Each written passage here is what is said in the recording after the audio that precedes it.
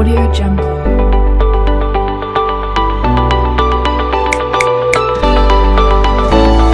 Audio Jungle. السلام عليكم ورحمة الله وبركاته. فيديو النهاردة فيديو ازاي نعمل بودرة السحلب من البيت. طبعا كل حاجة غالية دلوقتي. كل ما تعملي الحاجة في بيتك احسن، وكمان تبقي عاملاها مضمونة، لان البودر اي حاجة بودر اكتر حاجة معلش بتبوظ عند العطارين وما بتبقاش كويسة، والاكتر في الصيف. طيب دلوقتي هنعمل بودرة السحلب مع بعض في البيت. اهم مكونين لازم يبقوا كويسين معانا: السكر والرز، لازم نطحنهم ناعم جدا. طبعا السحلب هو الراعي الرسمي بجد للشتاء، لان احنا بنحتاج مشروبات دافية او سخنة كتير في الشتاء. طيب معانا قلنا السكر البودرة والرز البودرة، طحناهم كويس جدا، اهم حاجة يبقوا ناعم جدا. طيب لو انتي الرز البودرة معرفتيش تطحنيه او كده، اللي هو الجودة المظبوطة، الرز البودرة بيتباع جاهز في محلات كتيرة.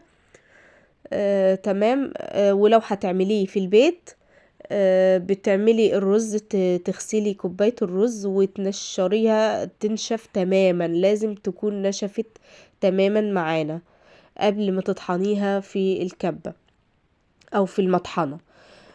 معانا بقى المكونات، قلنا هنقول هي المكونات موجودة قدامنا على الشاشة. كوباية رز بودر، وكوباية السكر بودر، كوباية لبن بودر، والكريم شانتيه بودر برضو، وهنحط الفانيليا. 3 اكياس فانيليا، لازم الفانيليا تبقى بودر، ما ينفعش تحط الفانيليا اللي هي السايلة. وهنقلب المكونات كده تمام مع بعض. ومعانا برضو بقى لو عايزة حباها بالمكسرات، بتضيفي لها السمسم وجوز الهند والسوداني اللي هو مجروش او يعني كبير شوية، ممكن ما فيش مشكلة. يبقى كده معانا السحلب البودر ازاي عملناه في البيت. واهم حاجة بنبقوا عاملينه احنا بايدينا، ضامنينه، لان اللي بيبقى موجود في المحلات بجد ما بتبقيش ضامناه، وكل حاجة دلوقتي غليت يعني. هتلاقيه دلوقتي اغلى من الاول.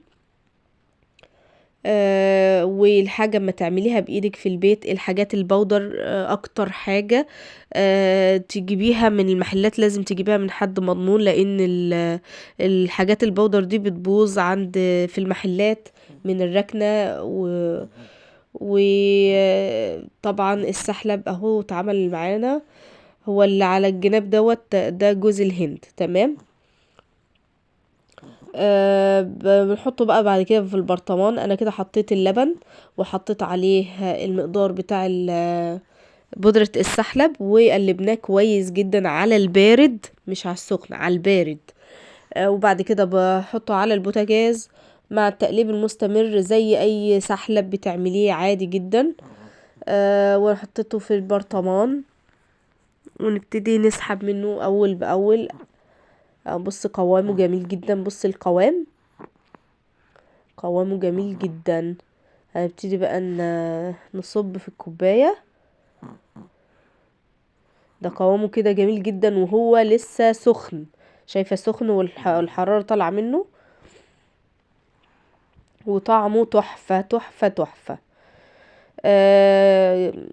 جربي تعمليه في البيت، بجد طريقته جميلة جدا ومضمونة، وحاجة انت عاملاها بايدك وموجودة في بيتك احسن.